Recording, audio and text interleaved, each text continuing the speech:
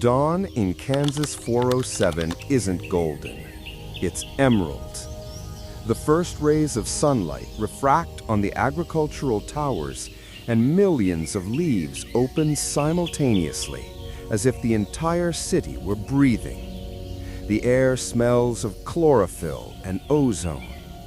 The wind blows dustlessly, programmed to move microscopic seeds between the vertical gardens. It's the 26th century, and in this world of living concrete, there are still those who wake before dawn, not to cultivate the past, but to sustain the future. His name is Cale Draven, an urban farmer, in the year 2500.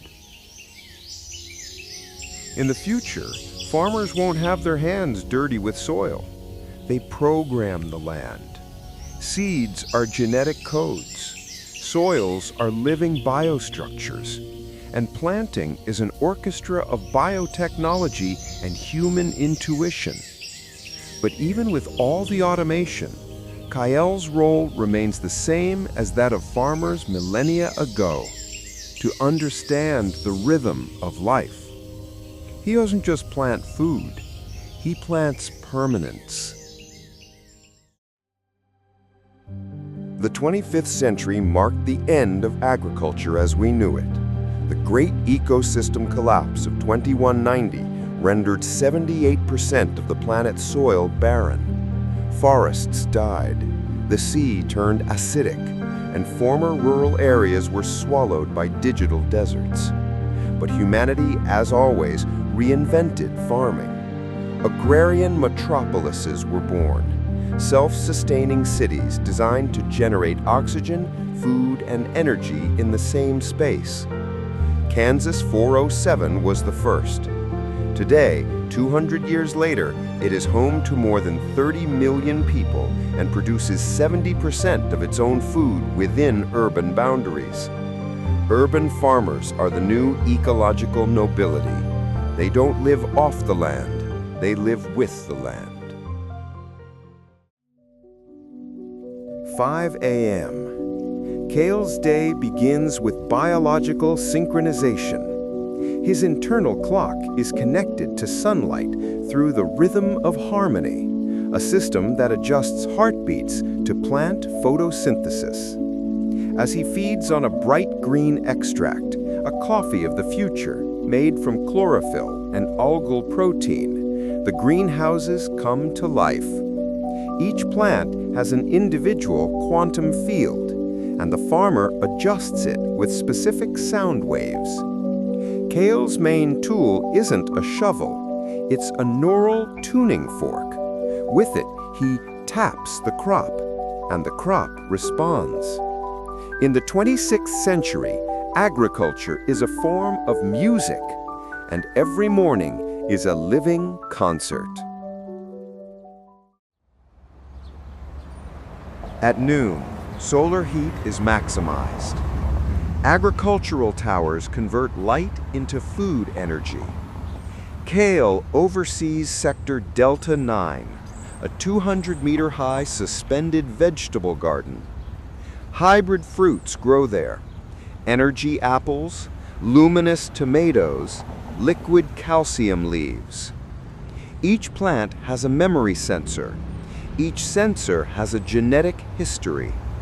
The seed data comes from the past, collected in archaeobotanical repositories recovered from 21st century gene banks. This is how Cale cultivates.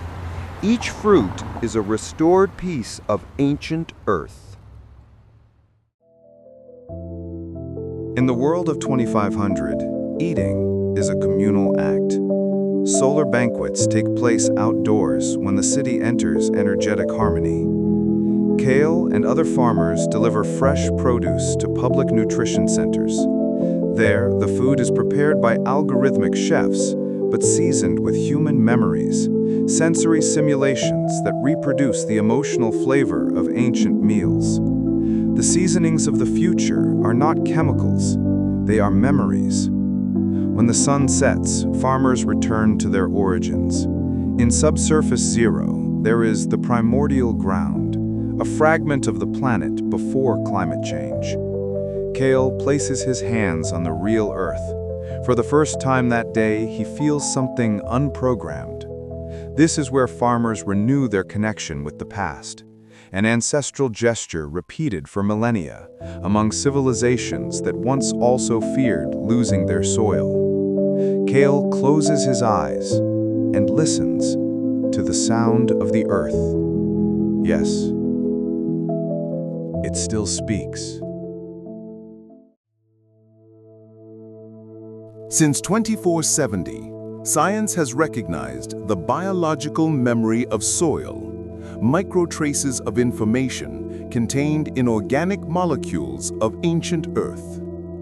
Researchers have discovered that soil holds emotions, energetic residues of the hands that touched it. Some farmers claim to feel memories, others voices. The Archives of Emotional Botany at Kyoto Orbital University has recorded cases of farmers who dreamed of 19th century fields, and upon waking, their plants blossomed into extinct species. It's as if the earth, even silenced, still has something to teach. The world of 2500 is a fusion of biology and machine. People live in harmony with technology, but not everyone would call it life. Art is cultivated like plants. Songs grow on sonic vines. Paintings bloom on living walls. Food is more symbolic than nutritional. To eat is to remember. And the philosophy of time is simple. Everything that lives must be returned. Kale belongs to the Order of Memory Gardeners, a community that believes that every seed contains a human memory. They don't see agriculture as work, but as prayer. Man was not born to dominate nature. He was born to cooperate with it. Night falls over Kansas 407. The towers fade one by one, but the gardens continue to glow, fueled by the sun's residual energy. KL surveys the green horizon. There, each leaf is a fragment of human hope. The wind blows, and for a moment, the sound recalls the rustling of ancient crops lost centuries ago. The urban farmer doesn't plow the soil. He plows time. He cultivates the link between what we were and what we can still be.